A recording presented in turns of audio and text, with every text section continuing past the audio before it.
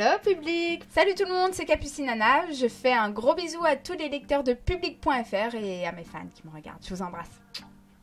Ça a été une grande surprise qu'Ayem vienne aux commandes du Mad Mag parce qu'en plus elle est enceinte, donc franchement je m'y attendais pas du tout. Mais pour le coup, je suis ravie. Quand on m'a annoncé que c'était Ayem, j'ai très bien réagi. C'est une personne que je connais très bien depuis de longues années. On a déjà collaboré ensemble. Donc c'était vraiment une super annonce. Et je pense que c'est une très bonne idée de la part d'Énergie 12 d'avoir rappelé Ayem parce que je pense qu'elle manquait énormément aux téléspectateurs. Et en plus de ça, on est une vraie bande, on se connaît très bien, on a déjà bossé ensemble. Donc il y aura une réelle bonne entente. On me dit en plus... en froid avec Ayem, je tiens à rétablir la vérité, absolument pas. Tout va très bien avec Ayem. Ayem, c'est un petit peu une maman, elle m'amène mon goûter, enfin elle m'amenait, elle me l'amène toujours, hein. On a fait des répétitions, elle me fait venir dans sa loge, on discute, je l'ai croisée à Marrakech cet hiver, on a toujours été en très bon terme, donc c'est vrai que je suis assez surprise des rumeurs un petit peu qui courent en ce moment sur Ayem et moi, tout va très bien. C'est vrai que le format précédent a été un peu un échec sur la chaîne. Après, voilà, on a donné le meilleur de nous-mêmes. Je pense que ce qu'il faudrait changer, c'est le contenu de l'émission. Malheureusement, on n'avait pas vraiment notre mot à dire en tant qu'animateur sur le contenu. Donc, c'est compliqué. Puis, vous savez, quand une émission ne marche pas, c'est toujours la faute de l'animateur.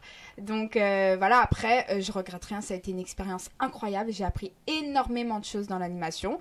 J'ai toujours envie de faire de l'animation, mais pour le moment... Voilà, je pense que c'était pas le bon moment. Je pense que j'ai encore des choses à apprendre. Et voilà, et par la suite, peut-être un jour revenir en tant qu'animatrice. Un jour. Les critiques que j'ai pu recevoir après cet échec, je les ai plutôt bien vécues parce que c'est vrai que moi, les critiques, ça me rend plus forte. Les critiques, c'est quelque chose que j'accepte parce que ça me fait avancer en fait. Donc, continuez à me critiquer. En fait, vous m'aidez. Non, mais c'est vrai...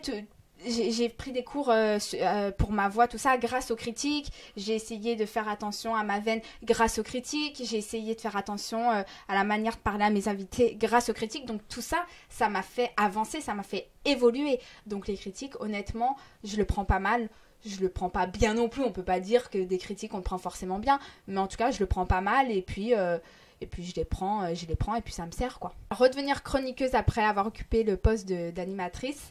ça fait rien de très spécial, sachant que c'est comme un accord avec la chaîne d'être redevenue chroniqueuse, parce que c'est vrai que je pense que je suis un petit peu jeune encore pour être aux commandes d'une émission. J'ai encore des choses à apprendre, donc voilà, avec Énergie 12 on s'est mis d'accord, et en plus quand j'ai su que c'était Ayem, j'étais encore plus contente de savoir que j'allais redevenir chroniqueuse à ses côtés, et en chroniqueuse en plus, contrairement à l'animation, on a vachement plus de liberté.